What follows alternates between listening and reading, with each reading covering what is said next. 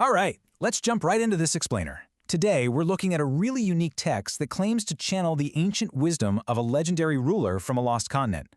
Now, whether you view this as esoteric philosophy, speculative history, or just a captivating thought experiment, the concepts presented here offer a surprisingly practical approach to life. We're going to explore the supposed ancient civilization of Mu, and specifically, we're focusing on the fascinating intersection of their incredibly advanced technology and their profound mastery of the human mind.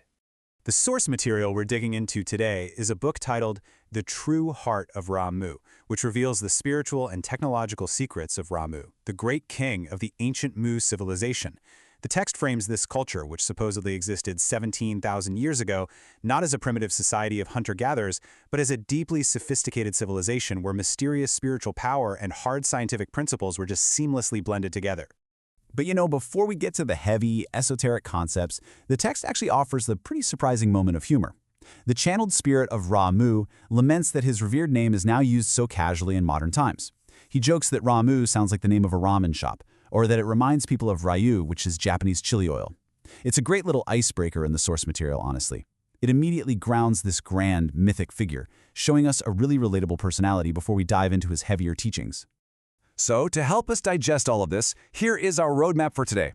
1. The Legend of Ra-Mu. 2. Mu's Pyramid Power. 3. The Three Right Paths. And finally, 4. The Essence of Meditation. Okay, Section 1. The Legend of Ra-Mu. The source material describes a society that would honestly make our modern tech hubs look kind of underdeveloped. It paints a picture of a civilization where highly advanced technology and deep esoteric spirituality were not at odds with one another, like at all. They were completely fused together under Ra-Mu's guidance. Imagine a world where the leading theoretical physicists are also the leading spiritual monks. That is the baseline paradigm of the Mu civilization as described in this text. Moving right along to Section 2, Mu's Pyramid Power. What's absolutely wild about their everyday technology is how their solar pyramids essentially functioned like giant lenses. The text describes massive central pyramids in the cities that would absorb and amplify the sun's energy, and then emit a massive radiant beam of light straight across the landscape.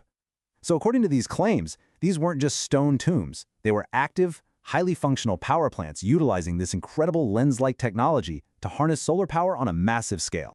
Think about the logistics of this for a second. The text claims that this centralized energy from the massive city pyramid was then beamed and distributed to smaller pyramids situated on individual family homes. Basically, it was an entirely clean, wireless energy grid. But what's crucial here is that this energy wasn't just viewed as a mundane utility, like how we view our electricity.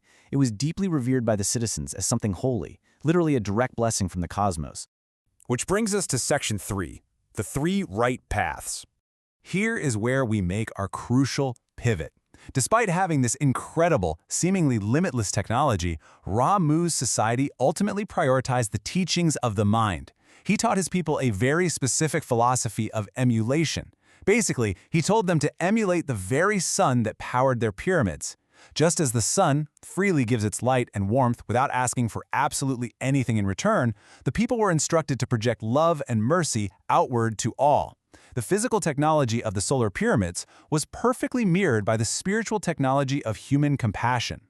So how do you actually distill that grand, lofty theology into something you can use on a random Tuesday, right?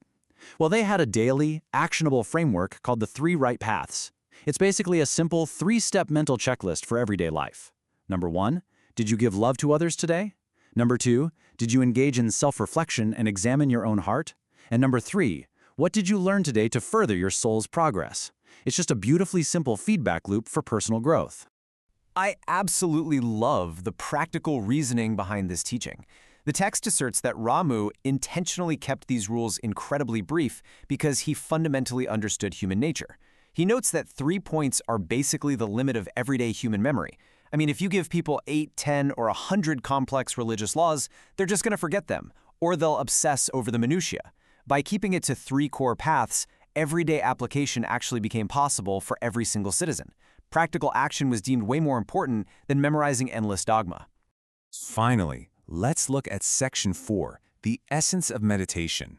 So once you master those daily paths, you're ready for their most advanced practice. According to the text, modern humanity suffers from a major misconception. We tend to think that meditation or prayer is about communicating with things outside of us, looking up at the sky, trying to contact external deities or aliens. But Ramu teaches the exact opposite. He states that the true door to the cosmos, the ultimate connection to higher intelligence, is actually found by opening a door deep within your own consciousness. You don't look out, you look in. The source material explains that diving into one's own mind and finding that absolute stillness is literally the only true way to connect with high-dimensional cosmic wisdom.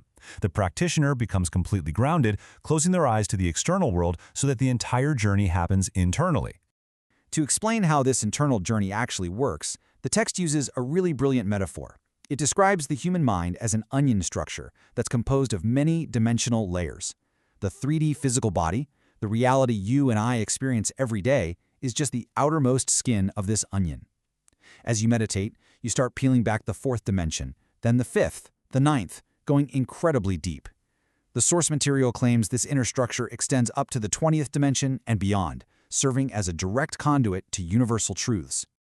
But as you can probably guess, peeling that cosmic onion is not exactly easy. The narrator in the text notes that to actually traverse these layers and reach the ultimate wisdom at the core, you have to systematically quiet the distracting noises of everyday physical life. They use the term zatsunen, which translates to idle, worldly thoughts or just mental clutter. The advanced spiritual technology of Mu was simply the rigorous, disciplined removal of this mental clutter until only the quiet, universal center remained. As we wrap up this explainer on the teachings of Ramu today, it leaves us with a really profound paradigm shift to consider. We so often look to advanced technology, or we look out into the stars hoping to find answers or salvation.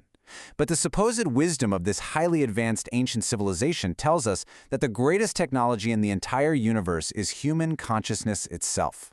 So the question the text ultimately leaves us with is this: instead of looking outward for answers, are you ready to open the door within yourself?